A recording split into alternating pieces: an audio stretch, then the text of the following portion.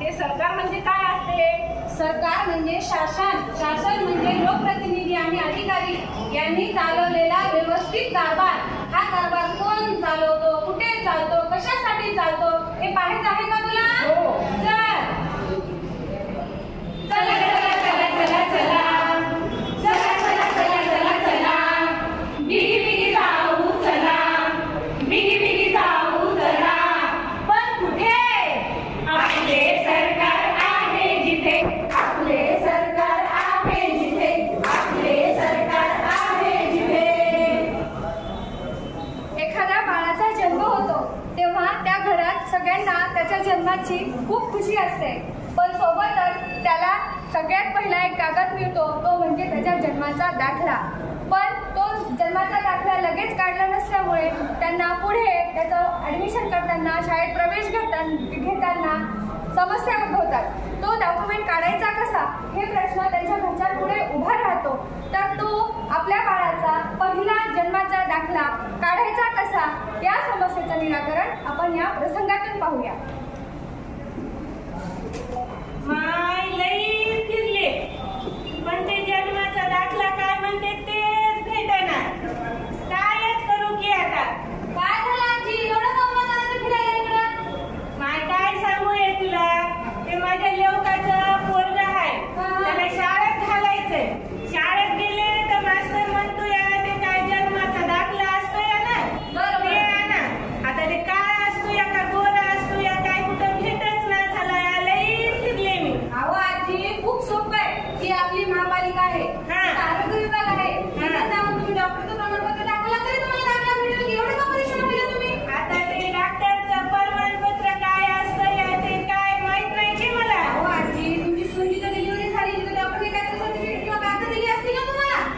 आता ते कुठं पडलंय काय माहित कागद. बरं जाऊ द्या, तुम्ही डोस घेतले, अंगणवाडीचं जायचं सर्टिफिकेट आहे तुमच्याकडे, तसलं काही कागद वगैरे आहे ना?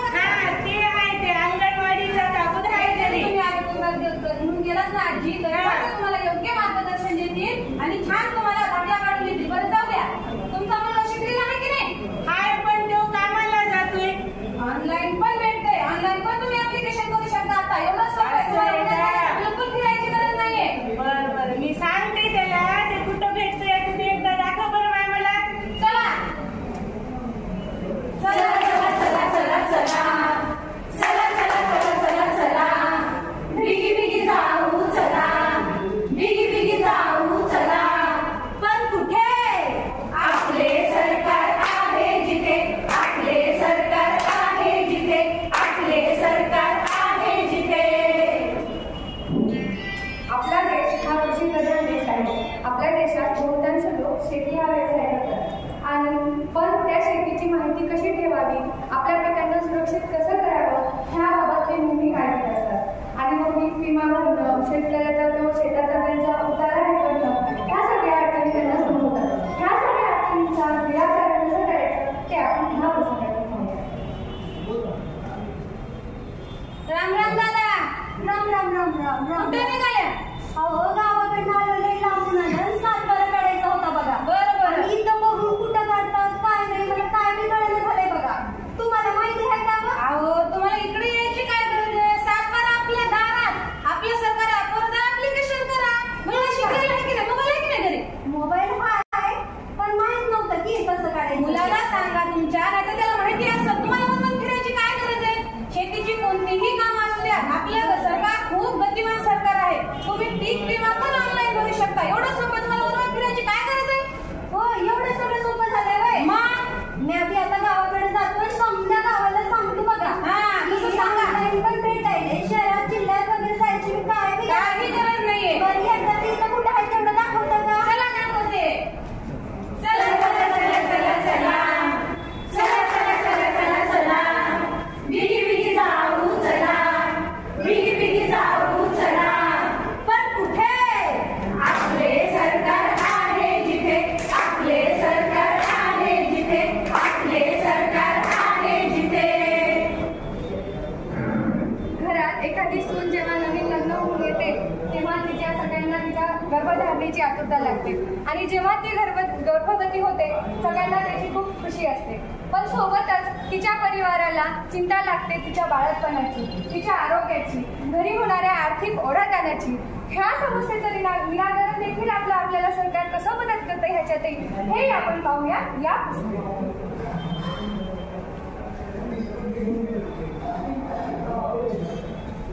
काय ग काय कोमलबाई काय झालं असं का बसलीस बरं डोक्याला हात लावून? बस जरा. अगं माझ्या सुनबाईचे दिवस भरत आले. एकाला आणखी सोयाबीनचे पैसे आले नाही. बाळापणाला किती खर्च लागतो ग. मला तर बाई काळजी लागली. हे बघ काहीच घोर करू नको बघ, काही काळजी करू नको, काही होणार नाही, काही टेन्शन घेऊ नको. अगं किती खाजगी दवाखान्यात जर डिलिव्हरी करायची म्हटलं तर किती पैसा लागतो. पण पैसा आणायचा कुठून? हे बघ तुला सांगते, आपला सरकारी दवाखाना आहे की नाही, सरकारी दवाखान्यामध्ये 1 नंबरचा इलाज होत असतो बघ. पण तिथं जायचं कसं? अगं खूप सोपं आहे. 108 नंबरचा जर नंबर डायल केला तर ॲम्ब्युलन्स आपल्या घरी येते आणि घरापर्यंत नेते. हो ना? गाडी घरी येते आपल्या. हो ना. आणि त्याचबरोबर तुला सांगते बघ, आपल्या गल्लीमध्ये आशा वर्कर आहे की नाही? हो ती आहे बघ. तुला माहिती आहे ना ती आशा वर्कर? तर ती आशा वर्करनं आपल्या घरी येऊन गरोदर माताची त्याचबरोबर तिच्या जन्मलेल्या बाळाची सुद्धा काळजी घेते. आणि आणखी तुला सांगते बघ की शासनाने एक मातृत्व वंदन योजना सुरू केलेली आहे. काय असते ही मातृत्व वंदन योजना? अगं मातृत्व वंदन योजना म्हणजे काय की जी गरोदर माता असते की नाही, त्या गरोदर मातेला 3 टप्प्यामध्ये 5,000 रुपये मिळत असतात. अरे बापरे. बघ बरं, सरकार आपला इतकं सोयीचं करून देते तरी तू इतकी काळजी घेत असतेस. माझी काळजी मिटली बघ. बघ बरं, वेळा होता. तुला बघायचे का बरं ते? हो. चल मग तुला दाखवते. चला चला चला चला चला चला चला चला चला चला चला बिगी बिगी जाऊ चला बिगी बिगी जाऊ चला. पण कुठे? आपले सरकार आहे जिथे, आपले सरकार आहे जिथे, आपले सरकार आहे जिथे. आजकाल प्रत्येक पालकांना असं वाटतं की आपलं बालक इंग्रजी माध्यमातून शिकावं, CBSE मध्ये त्याचं ऍडमिशन व्हावं. परंतु चिंताग्रस्त पालक ही अभावी त्या शाळेत आपण पाठवू शकत नाही. प्रत्येक पालकांना ही एकच समस्या असते, पैशाअभावी किंवा त्यांच्या नियमाअभावी. प्रत्येक नियमाअभावी आपण ते तिथं आपल्या लेकराला शिकू शकत नाही. या चिंतेत असलेला पालक या पुढील प्रसंगात आपण पाहू. चल चल रे लेकरा चल. याच्या बापाला इंग्लिश स्कूलला टाकायची खूप इच्छा आहे. किती मोठी ही इमारत आणि किती ही इंग्रजी स्कूलची फीस. बापरे, मी सगळ्या इंग्रजी स्कूल फिरले आणि त्यांची आवाडव्य फीस. पुन्हा वरतून काय म्हणतात, ट्युशन पण तुम्हीच लावा, पुस्तकं तुम्हीच घ्या, युनिफॉर्म पण तुम्हीच घ्या. आता कसं करावं बरं? एवढा खर्च परवडेल कसा?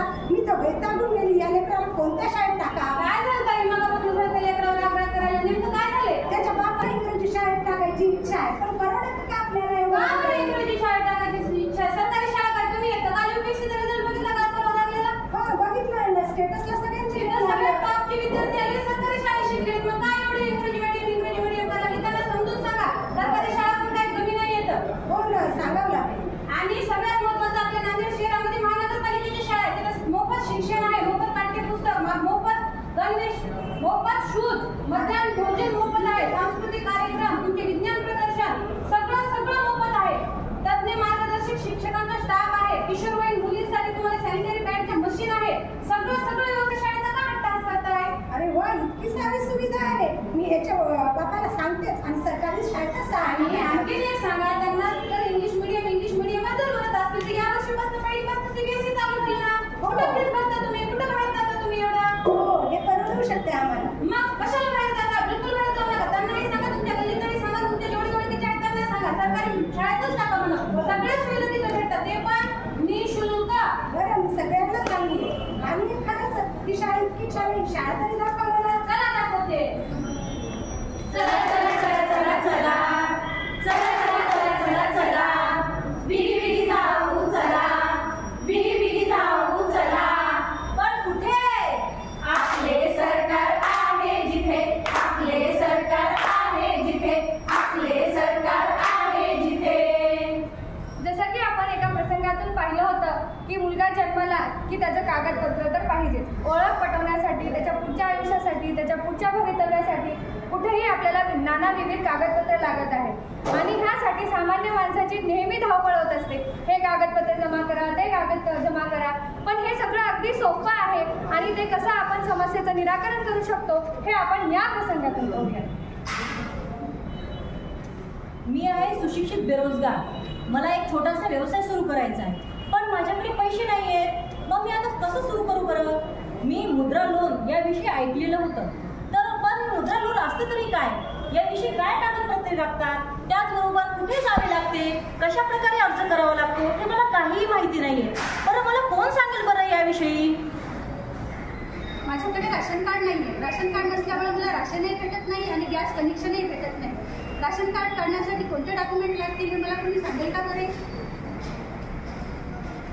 मी कुठेही गेलो तरी मला आधार कार्ड मागतात. शाळेत नाव नोंदणी करायची, आधार द्या. बँकेत अकाउंट काढायचं, आधार कार्ड. फॉर्म भरायचा परीक्षेचा, आधार कार्ड मागतात. जिथे जा तिथे आधार आधार आधार. पण मी आधार काढलेलं नाही आहे. मी आधार काढू कुठं, काय लागतं त्याच्यासाठी, नियम काय आहे, कुठं बरं जाऊ मी, माझं हे आधार कार्ड काढून मिळेल मला? मी एक नोकरी करणारी बाई आहे. माझं माहेरचं आडनाव वेगळं आणि सासरचं आडनाव वेगळं. प्रत्येक ठिकाणी जावं तर या आडनावाचा प्रॉब्लेमच येतो. हा प्रॉब्लेम सॉल्व्ह करण्यासाठी मी करावं काय, तर मी असा विचार केला की मी जर लग्न प्रमाणपत्र काढलं तर माझा हा प्रॉब्लेम सॉल्व्ह होऊ शकतो. पण मला लग्न प्रमाणपत्र कुठं काढतात, त्याची प्रोसिजर काय आहे हे काहीच माहीत नाही. काय बरं करावे लग्न प्रमाणपत्र काढण्यासाठी?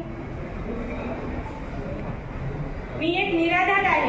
एवढे दिवस काम करून पोटाची खळगी भरली, आता कामही करू शकत नाही. माझ्यासाठी आहे का कोणती योजना?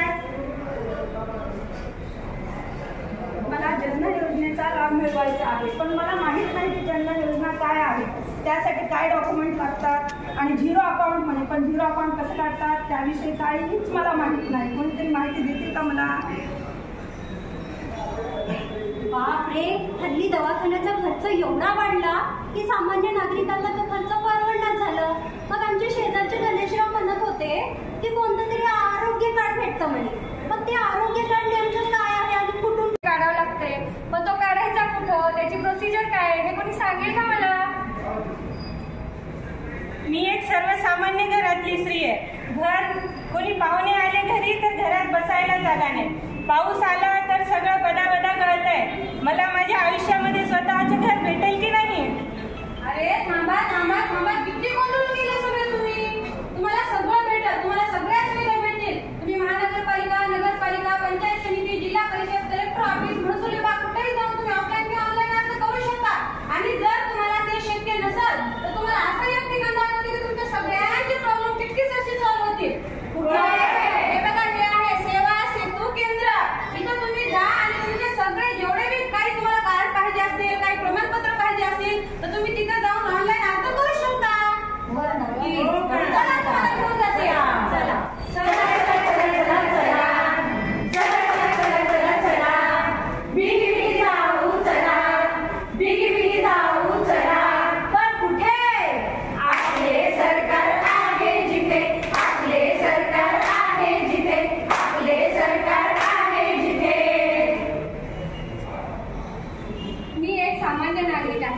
जेव्हा मी माझ्या गल्लीमध्ये राहते तेव्हा बघते की महानगरपालिकेकडून आपल्या शहरामध्ये बऱ्याच ठिकाणी बऱ्याच सुविधांचा पाठपुरावा हा केला जातो.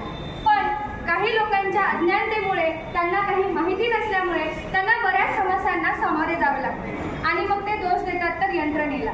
पण हे दोष न देता त्यांनी त्यांचे निराकरण कसे केले पाहिजे? जसं की एखादं घर, आता नांदेडमध्ये बरेच जण शिक्षणासाठी येत असतात, त्यांच्या घरी नळ जोडणी असते, तर ती नळ जोडणी कशी केली पाहिजे? एखादे म्हातारे कुटुंब, त्यांचा मुलगा कुठेतरी परदेशात असतो किंवा पुण्या मुंबई ठिकाणी असतो, त्या म्हाताऱ्या लोकांना त्यांच्या घराचा टॅक्स कसा भरावा, कुठं भरावा, जर तो घर महिलांच्या नावावर असेल तर त्यांना त्याच्यामध्ये काही सवलत आहे का, हे सगळी माहिती त्यांना कोण करून देईल? पुन्हा जेव्हा आपण आता रात्रभर सुद्धा आपल्या नांदेडमध्ये धावपळ चालूच असते. बऱ्याच ठिकाणी आपल्या रस्त्यावरचे दिवे जे आहेत, स्ट्रीट लाईट्स आहेत, ते सगळे दिवे व्यवस्थित चालू आहेत का, किंवा एखादा दिवा कुठं खराब झालेला आहे का, हे आपल्याला म्हणजे त्याची तक्रार कुठं केली पाहिजे? पुन्हा म्हणजे अजून म्हणजे मला माझ्या वाड्यामध्ये राहताना, नगरामध्ये राहताना प्रश्न पडतात की बऱ्याच लोकांना सुद्धा खूप आवड असते, पण त्यांना त्या वाचनाची आवड जोपासण्यासाठी कुठेतरी वाचनकट्टा आहे का? आपण पाहतो की आपल्या महानगरपालिकेकडून गल्लोगल्ली कचरा गाडी ही फिरतच असते, पण बरेच लोक, दोघंही लोक म्हणजे घरातली सगळं कुटुंब हे बाहेर कामाला जात असते.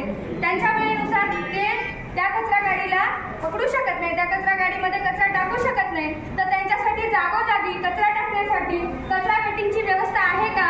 जसं आपण आता म्हणालो की ओला कचरा, सुका कचरा आणि त्याच्यानंतर त्याचं खतामध्ये रूपांतर केलं पाहिजे, अशा काही सुविधा आहेत का? अशा सगळ्या समस्यांचं, आणि बऱ्याच लोकांना आता प्रायव्हेट हॉस्पिटल तर जवळजवळ खूप ठिकाणी उपलब्ध असतात, पण त्याच प्रकारे सरकारी दवाखाने सुद्धा वेळोवेळी आणि जवळ लोकांना मिळावे याच्यासाठी काही तरतूद आहे का? ह्या सगळ्या प्रश्नांचं उत्तर मात्र मला मिळालेलं नाहीये. ह्या सगळ्या प्रश्नांचं उत्तर मला कोणी देईल का? अहो ताई, तुमच्या सगळ्या प्रश्नांची उत्तरं तुम्हाला भेटतील. सर्वांना नागरिकांना छान सुविधा भेटावी, सगळ्यांचं जीवन सुखकर व्हावं यासाठी आपल्या महापालिका क्षेत्रामध्ये 6 क्षेत्रीय कार्यालय आहेत आणि व्यवस्थित कारभार तिथे चालतो आहे. आणि तेवढंच नसेल तर आपली प्रशासकीय मुख्य इमारत आहे, त्यामध्ये पण सेवा सुविधा केंद्र चालू आहे. तिथे जाऊन तुम्ही अर्ज करू शकता आणि तिथले अधिकारी कर्मचारी एवढे कोऑपरेटिव्ह आहेत की तुमचा कोणताही प्रॉब्लेम असेल तर चिटकीत सॉल्व्ह करतील. टेन्शन बिलकुल नाही. महानगरपालिकेचा